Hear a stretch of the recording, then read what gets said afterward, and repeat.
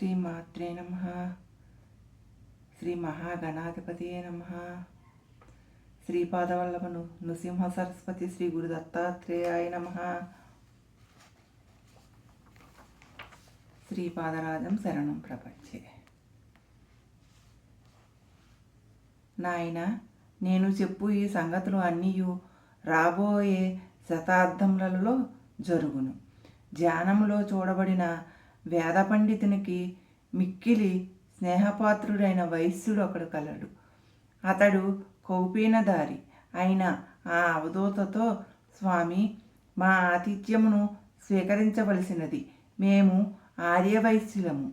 జగజ్జనని శ్రీ వాసవి కన్యకాంబిక మా కులముననే జన్మించినది.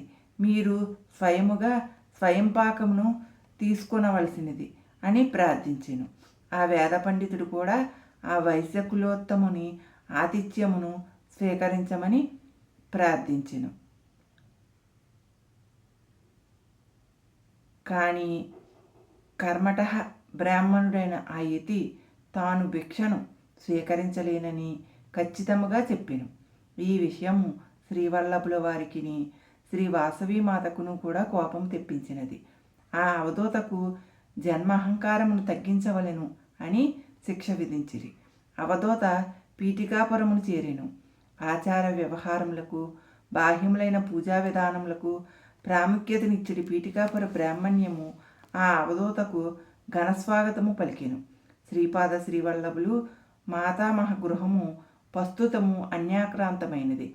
ప్రస్తుత గృహము యజమానితో సంప్రదించి శ్రీపాద శ్రీవల్లభులు జన్మించిన ప్రసూతి గృహమునందలి ప్రదేశములో శ్రీపాదుకులను నెలకొల్పుటకు సంకల్పించబడెను. వెండిపాదుకులు శాస్త్రోత్తముగా ప్రతిష్ఠించబడెను. అర్ధరాత్రి సమయమునందు చోరుడొకడు ఆ ఇంట ప్రవేశించెను. గృహ యజమాని కూడా మేల్కొనియే ఉండెను. చోరుడు పాదుకులు ప్రతిష్ఠించిన గదిలో ప్రవేశించెను. గృహ యజమాని చోరునితో, ఓయి, శ్రీపాద శ్రీవల్లభులు అవతార పురుషులని నమ్మకము నాకెంత మాత్రమీ లేదు. ఆ అవధూత స్వామి అందు అసలే నమ్మకము లేదు. నీవు ఈ వెండి పాదుకులను తీసుకుని పొమ్ము. వీటిని అమ్మగా వచ్చిన సొమ్ములో సగభాగము నాకిమ్మని చెప్పెను. దానికి చోరుడు వెళ్ళే అనెను. ఆ మరునాడు వెండి పాదుకులు కానరాబాయెను. అవధూత భిన్నమనస్కులైరి. రెండవ పర్యాయము వెండి పాదుకులు ప్రతిష్ఠించబడినవి. ఆర్భాటముగా పూజలు జరపబడినవి. ఆనాటి అర్ధరాత్రి సమయమున అవధూత పాదుకులున్న గదిలోనే ఉండెను. పవిత్రమైన దత్త స్తోత్రములను చేయుచుండెను. అతడు చూచుచుండగానే ఆ పాదుకులు గాలిలో లేచి అవధూత నెత్తి మీద గట్టిగా కొట్టి అదృశ్యమైపోయెను. కేవలము శ్రీచరణుల శ్రీవాణి వినిపించెను. ఈ శరీరమునే గుప్తం చేసుకొనగలిగిన వాడను. ఈ పాదుకులను గుప్తం చేసుకోలేనా? నీవు పంపిన శ్రీఫలము దీశిలా నగరమునకు చేరిన నా మేనమామ కఠోర శపథము నెరవేరును. అది నాకు ఇష్టము లేదు. నీవు పంపిన శ్రీఫలము మార్గమధ్యమున తినివేయబడినది. అందువలన శ్రీపాద శ్రీవల్లభ చరితామృతము నీకు ఇయ్యబడే యోగము లేదు. నన్ను ఎవరనుకుంటివి? యోగి అయినా భోగి అయినా నాకేమి లెక్క. నేను మాదిగవాడను. ధర్మము ఒలిచి చర్మము ఒలిచి చెప్పులు కుట్టుట నా వృత్తి. నీ వంటి ఛాందసహంకారి చర్మమును ఒలిచి చెప్పులు కుట్టించుకొనను తప్పులేదు అని గర్జించెను. అవధూత వణికిపోయెను. ఆ మన్నాడు గొప్ప రభస జరిగినది. బ్రహ్మరథము పట్టిన వారందరూ ఇతడు శ్రీపాద శ్రీవల్లభులు కుహానా సన్యాసి అని, డబ్బుకాంక్షతో వెండిపాదుకులను కాజేసిననియు, ఇతడే పూజాగదిలో నుండగా వెండిపాదుకులు ఎట్లు అంతర్ధానమైనని నిలదీసిరి. అవమాన భారముతో ఆ యతి పీఠికాపురం నుండి నిష్క్రమించెను. ఇది భవిష్యత్తులో జరగబోవు సంఘటన అని పళనిస్వామి తెలియజేసిరి. పళనిస్వామి ఇట్లనిరి, నాయన, శ్రీపాదుల వారి చరిత్రలో నమ్మశక్యము గాని లీలలు ఉండవచ్చును. వారి చరిత్రను శంకించినను విమర్శించినను బ్రహ్మరాక్షసత్వం కలుగును. చరితామృతమును శంకించటం వలన అవధూత నిజాయితీనే పీఠికాపుర వాసులు శంకించినట్లు శ్రీవల్లభులు లీల చేసిరి. మాధవుడిట్లు పలికెను, స్వామి, నేను సూక్ష్మదేహంతో పీఠికాపురము పోయిన సంగతిని అచ్చటి జరిగిన విషయములను చెప్పమందురా అని అడిగిను. దానికి శ్రీ పళనిస్వామి అంగీకరించిరి. నేను సూక్ష్మదేహంలో పీఠికాపురములోని ఒకానొక గృహము చేరి తిని ఒకానొక ప్రదేశమున నా సమక్త శక్తులను అదృశ్యముగానున్న 2 దివ్యపాదుకులచే ఆకర్షించబడుట గమనించి తిని ఇంతకంటే విశేషమేమీను లేదని తెలిపెను. శ్రీపాద శ్రీవల్లభుల జన్మస్థానమున వారి పాదుకులు శ్రీపాదులు శ్రీ దత్తాత్రేయుల నృసింహ సరస్వతుల వారి విగ్రహమూర్తుల ప్రతిష్ట. శ్రీ పళనిస్వామి ఇట్లనిరి, నాయన మాధవ, నీవు దర్శించిన శ్రీపాద శ్రీవల్లభుల మాతామహగృహము నీలోని సర్వశక్తులను ఆకర్షింపబడిన స్థలము, అనగా శ్రీపాద శ్రీవల్లభులు జన్మించిన స్థలము. అచ్చటి పాదుకులకు క్రిందుగానున్న పాతాళమునందు అనేక వందల సంవత్సరముల నుండి తపోనిష్టలోనున్న ఋషులు గలరు. నీవు దర్శించిన శ్రీపాద శ్రీవల్లభ జన్మస్థలమునందు మాత్రమే శ్రీవారి పాదుకులు ప్రతిష్ఠించబడును. పాదుకులు ప్రతిష్ఠించబడిన కొన్ని సంవత్సరములకు అప్రయత్నముగా శ్రీపాద శ్రీవల్లభుల చరితామృతము వెలుగులోనికి వచ్చును. నీవు కూర్చుని ధ్యానం చేసిన స్థలమునందు శ్రీపాద శ్రీవల్లభులు, వారి పూర్వ అవతారమైన శ్రీ దత్తాత్రేయులు, వారి తదుపరి అవతారమైన శ్రీ నృసింహ సరస్వతుల యొక్క విగ్రహమూర్తులు ప్రతిష్ఠించబడును. ఆ తరువాత ఆ క్షేత్రంలో విస్తారముగా లీలలు జరుగును అని తెలియజేసిరి. అనంతరము శ్రీ పళనిస్వామి కొంతసేపు మౌనము వహించిరి. మా గుహకు దగ్గరలోనే ఉన్న నవయువకుని శవమును బయటికి తీయమని చెప్పిరి. శవము బయటికి తీసిన తర్వాత ప్రణమము ఉచ్చరించసాగిరి. శ్రీపాదరాజం శరణం ప్రపంచే అను ఘోషతో వ్యాఘ్యేశ్వర శర్మ అరుదించెను. శ్రీ పళనిస్వామి నవయువకుని శరీరంలో ప్రవేశించిరి. అంతటా వయోభారం చేత శిథిలమైన ఆ పళనిస్వామి వృద్ధ శరీరమును సమీపంలోనున్న నదిలో పారవేయుటకు వ్యాఘ్ర రూపంలోనున్న వ్యాఘ్యేశ్వర శర్మ తీసుకుని పోయింది.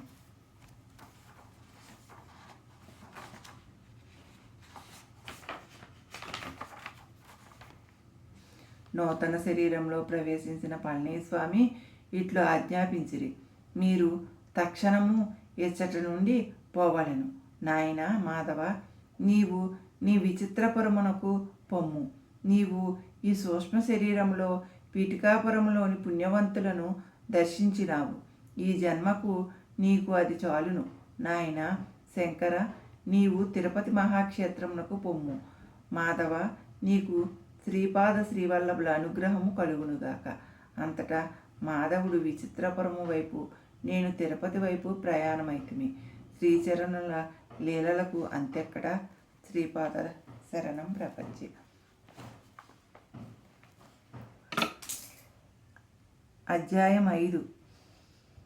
శంకరభట్టు తిరుపతి చేరుట. కాణిపాకమున తిరుమలదాసును సందర్శించుట. శ్రీపాదుని అనుగ్రహంతో శంకరభట్టునకు శనిపీడ నివారణ. ఈ అధ్యాయము చదువుట వలన గురునింద, దేవతామొక్కులు తీర్చకుండా చేసిన పాపములు తొలుగును. నేను నా ప్రవాసంలో పరమ పవిత్రమైన తిరుపతి మహాక్షేత్రమునకు వచ్చి తిని నా మనస్సులో ఏదో తెలియరాని శాంతి అనుభవంలోకి వచ్చినది. తిరుమల మహాక్షేత్రంలోని పుష్కరిణిలో స్నానం చేసి శ్రీ వెంకటేశ్వరుని దర్శించుకుని ఆలయ ప్రాంగణమునందు ధ్యానస్థుడనైతిని. ధ్యానంలో శ్రీ వెంకటేశ్వరుని స్త్రీమూర్తిగా కనుగొంటిని. బాలాత్రిపుర సుందరిగా తోసిన ఆ మూర్తి కొద్ది క్షణములో పరమేశ్వర రూపముగా మారినది. మరికొద్దిసేపటికి మహావిష్ణు రూపముగా మారినది. ధ్యానము మరి కొంతసేపైన తర్వాత ఆ మూర్తి 16 వర్షముల వయసు కలిగిన మహాసుందరాకారుడైన బాలయతిగా దర్శనమిచ్చెను. ఆ బాలయతి దృష్టి అమృత దృష్టి అని తోసినది. నేత్రద్వయము నుండి కోటి తల్లుల వాత్సల్యము అనురాగములు వెదజల్లు పడుచుండెను. అంతలో ఆ బాలయతి వద్దకు నల్లని వర్ణము గల విచిత్ర స్వరూపుడు ఒకడు అరుదించును. ఆ వికృతి స్వరూపుడు బాలయదితో, శ్రీపాద శ్రీవల్లభ ప్రభు, మీరు జగన్నియంతలు. మీ భక్తుడైన శంకరభట్టునకు నేటి నుండి ఏలిన నాటి శని ప్రారంభము కానున్నది. లోకంలో ఎన్ని రకముల ఇక్కట్లున్నవో అన్నింటినీ వానిచే అనుభవింపజేసేదను. ప్రభువుల ఆజ్ఞకై నిలిచి ఉన్నాను అని పలికెను. కరుణాతరంగుడైన ప్రభువు, ఓయి శనేశ్వర, నీవు కర్మకారకుడవు. జీవులకు కర్మ ఫలితములను అనుభవింపజేయుచు వారిని కర్మ విముక్తులను చేయుచున్నావు. నీవు నీ ధర్మమును బట్టి నడుచుకొనుము. ఆశ్రిత భక్త జనరక్షణ నా ప్రతిజ్ఞ గనక నేను శంకరభట్టునకు కలిగించు ఇబ్బందుల నుండి నేను వానిని ఏ విధముగా ఆదుకుని ఎట్లు విడుదల చేసేదనో నీవే చూతువుగాక అనెను శ్రీపాదులు. శనేశ్వర్లు ఈ రకముగా సంభాషించుకునిన తదుపరి ఇద్దరును నా ధ్యానం నుండి తొలగిపోయిరి. తర్వాత భగవన్మూర్తిని ధ్యానించుట దుస్తరమాయెను. నాకు కష్టకాలము సంప్రాప్తమైనదనియు శ్రీపాదులు నన్ను కష్టముల నుండి దరిచేర్చుదురనియు తోసెను. నేను తిరుమల నుండి తిరుపతికి వచ్చి తిని తిరుపతి వీధులలో ఇచ్చవచ్చిన రీతిన పోవుచుండిని. మనస్సు చంచలముగానున్నది. ఒక క్షురకుడు నన్ను బలవంతముగా ఆపుచేసి, నీవు 20 సంవత్సరముల క్రితము ఇంటి నుండి పలాయనము చిత్తగించిన సుబ్బయ్యవు కదా. నీ తల్లిదండ్రులు బెంగబడి ఉన్నారు. నీ భార్య రజస్వలైనది, ఆమె ఈడేరినది కనుక నీవు ఆమెని ఏడుకుని పిల్లాపాపలతో సుఖముగా ఉండవలసినది అని గర్జించి మాట్లాడాను. అంతటా నేను, అయ్యా, నేను శంకరభట్టు అను కన్నడ దేశ బ్రాహ్మణుడను, బాటసారిని, పుణ్యక్షేత్ర సంచారం చేయుచు వచ్చుచుంటిని, దత్తభక్తుడను. శ్రీ దత్తప్రభువులు శ్రీపాద శ్రీవల్లభ నామరూపములతో అవతరించినారని విని కురుంగెడ్డకు ప్రయాణమై పోవుచున్నవాడను. పరమ పవిత్రమైన గాయత్రి మీద ఒట్టు, నేను బ్రహ్మచారిని. నేను మీరు అనుకున్నట్లు మంగళ సుబ్బయ్యను కానే కాను అని పలికితిని. కానీ అతడు నా మాట వినువాడు కాడయ్యేను. అచ్చట చాలామంది జనులు పోగుపడిరి. అందరూ నన్ను తలొక విధముగా నిందించసాగిరి. నన్ను సుబ్బయ్య అనువాని ఇంటికి తోడుకొని పోయిరి. సుబ్బయ్య తల్లిదండ్రులు నన్ను తమ కుమారునిగానే భావించి ఎన్నో విధములుగా నన్ను బతిమాలుచు తమను విడిచిపోరాదనియు, రజస్వల అయిన భార్యను విడిచిపోవుట మహా అపరాధమనియు ఎన్నో బుద్ధులు చెప్పసాగిరి. వారిలో ఒకడు సుబ్బయ్య గెడ్డము మీసములతో పీడగొట్టుకుని పోయినాడు. వీనికి క్షురకర్మ చేసిన ఎడల పూర్వపు కళ వచ్చునని సెలవిచ్చెను. నేను ఎన్ని మార్లు సుబ్బయ్యను కాదని చెప్పుచుండినను వారు వెనరయ్యిరి. బలవంతముగా నాకు క్షురకర్మ చేయబడెను. నున్నగా గుండు గీసిరి, గెడ్డము మీసములను తీసివేసిరి. నా మెడలోని పవిత్రమైన యజ్ఞోపవీతమును కూడా తీసివేసిరి. నా కోసము వారికి తెలిసిన భూతవైద్యుడు నొకడిని రావించిరి. అతడు చిత్ర విచిత్రములైన వేషధారణ చేసియుండెను. భయంకరములైన అతని చూపులచే నా హృదయమునందు కోతపడినంత బాధ కలుగుచుండెను. నన్ను కట్టివేసి కత్తితో నా గుండును గాయం ఏర్పరిచిరి. దానిపై నిమ్మకాయ రసము మరియు ఇంకనూ వివిధములైన రసములు పోయబడినవి. నేను భరించలేని బాధను అనుభవించుచుండిని. ఇల్లు వదిలిన తరువాత సుబ్బయ్యను బ్రాహ్మణ దెయ్యము పట్టిననియు, అందుచేత ఇతడు జంజము ధరించి మంత్రములను వల్లివేయుచుండిననియు తేల్చిరి. తిరుపతిలోనున్న బ్రాహ్మణ్యము కూడా మిన్నకుండిరి. నగరమునకు వచ్చిన బాటసారి సుబ్బయ్యయే అనియు, అతని బ్రహ్మరాక్షకుడు ఒకడు ఆవహించి ఉండేననియు తలచిరి. నన్ను ఆ ఊరిలోని బ్రాహ్మణ పెద్దల వద్దకు తీసుకుని పోగా నేను కన్నడ దేశీయుడైన స్మార్త బ్రాహ్మణుడననియు, భరద్వాజ గోత్రీకుడననియు, నమక చమకములు వచ్చుననియు, సంధ్యావందనము చేసుకుందుననియు తెలిపితిని. ఆ బ్రాహ్మణ పెద్దలు నేను చెప్పినది నమ్మక నన్ను కన్నడ బ్రాహ్మణుడు ఒకడు దెయ్యమై పట్టుకొనిననియు, అందువలన తగిన చికిత్స చేయించుకుని మామూలు మనిషిని చేసుకొనవలసినదనియు వారికి చెప్పిరి. శ్రీపాదరాజం శరణం ప్రపంచే. శ్రీపాదరాజం శరణం ప్రపంచే. శ్రీపాదరాజం శరణం ప్రపంచే. ఓం శాంతి శాంతి శాంతికి. తరువాయి భాగము తరువాయి ఎపిసోడ్లో వినగలరు.